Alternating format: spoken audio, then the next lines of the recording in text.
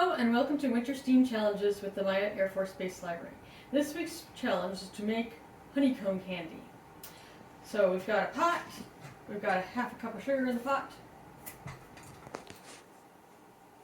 we've got 2 tablespoons of water.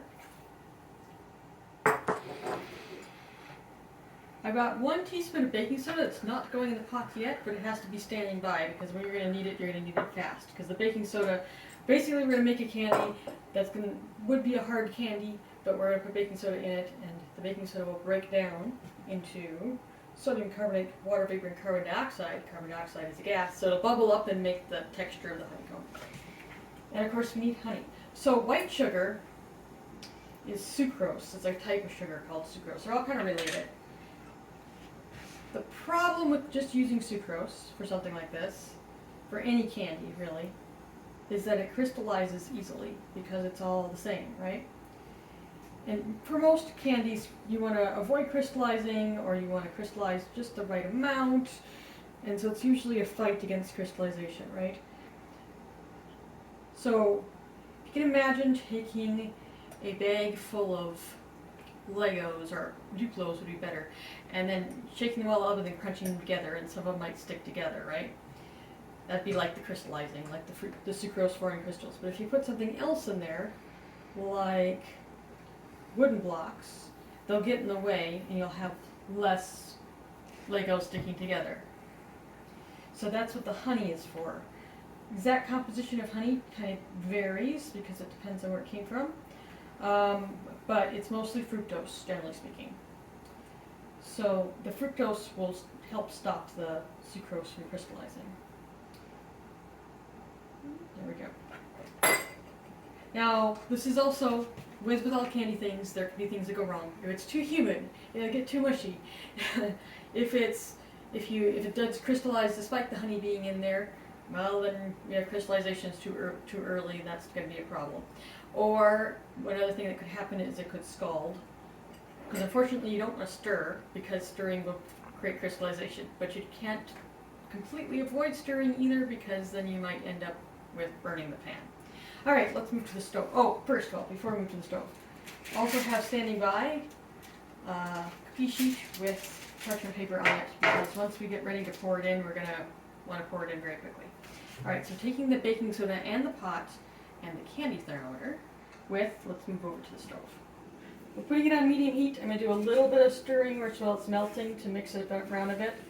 But remember, we want to minimize the amount of stirring. So what's going to happen here is the sucrose, when we get to higher temperatures, like about 185, the sucrose is going to start breaking down, and the white sugar is going to start breaking down. And then into glucose and I think fructose. And then as the higher temperatures get higher, it's going to further break down, but we're going to stop that at just the right time. So in this case, our target temperature is actually going to be 295 or 98 degrees, so it's quite high. So beware, hot sugar scalds very badly, so we do not want that to happen. Also, it can be good to wipe off the sides of the pan to sort of try to prevent the crystallization as much as you can. And we're going to be stirring very, very little, remember. We don't want to scald, but we don't want to crystallize either. So, candy thermometer is a very good option for telling the temperature because we want to get that precise time.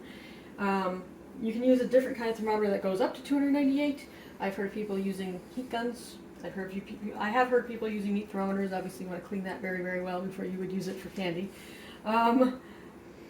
But if you absolutely don't have any kind of thermometer, you can try. The right moment will be when it starts to sort of smell a bit like caramel. It's hard to describe, and it turns a little bit brown because 295 is when the caramelization process starts, which is another breaking down, but that's when it starts turning browner, but we just want to barely get to that point, then we want to stop it at that. We don't want to get above that point. So without a candy thermometer, any candy making is more risky, is more likely to go wrong. Like I said, things can go wrong at any time, but yeah, it's less likely to go wrong if you have a candy thermometer.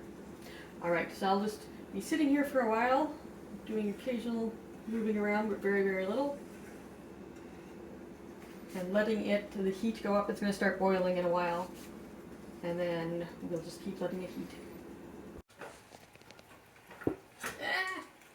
Get the candy powder out. It's going to bubble up shortly.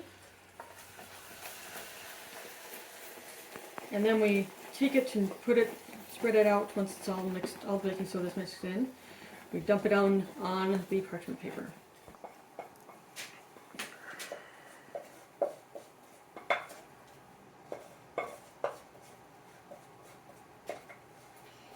And then just let it dry and sit for a while. It's going to take a while to dry now.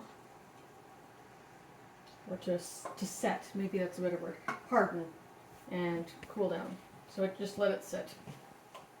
So once it's all cool, just break into pieces. Make it to do by hand, or you can do it with put it in a bag and do it with a hammer.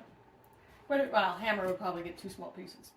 But you get the idea. You can see the sort of crystal structure here. We've got the holes. It's made by the carbon dioxide. And that's what makes it the honeycomb. That's the comb part of the honeycomb. So, you may have noticed a little bit ago me panicking slightly when I took it off the stove. The reason was because when you use a candy thermometer, you don't want it to touch the bottom of the pan, so you have to have it up a little bit, but you don't want it up too far, and I had it up too far. So I had a false reading and suddenly realized, because I smelled the caramelization, I realized it was time, even though the thermometer didn't say. And I thought, let's just keep going anyway and see what happens. And some people do 300 as a target temperature into the 298. I think I might have gotten up to a little bit higher than that, like 301 or 302. But it turned out just fine. It's still got the right texture. It's not turned to goo. Usually if it turns to goo, it's either humidity or actually you have too low of a temperature. But I think this goes to show you that if you don't have a candy thermometer, as long as you have a good nose and you know what the caramelized smell smells like, you should be good to go, because it turns out perfectly well. So some people will eat this, they will cover it with chocolate first and then eat it. Or you can just eat it by itself, but it's pretty good stuff. And it does sort of cement your jaws together a little bit, but it's pretty good candy nevertheless. And that's this week's challenge.